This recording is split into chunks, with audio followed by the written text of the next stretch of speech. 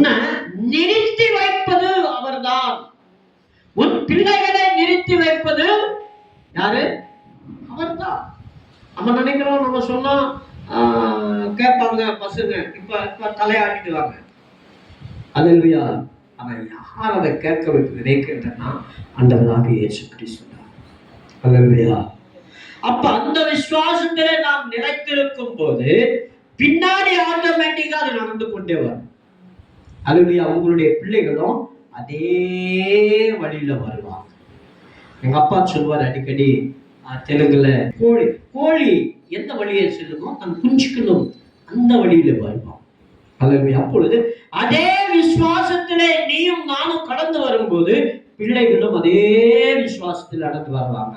நம்ம என்ன சொல்லுவோம்? அப்பா நாங்க ஒண்ணுமே இல்லப்பா, எல்லாம் நீங்க தான் நடத்தணும், உங்க நீதியில தான் வாழ்கிறோம் அப்படின்னு சொல்லும் போது அவங்களும் பின்னாடி அதே சொல்லி கொண்டுதான் வருவாங்க.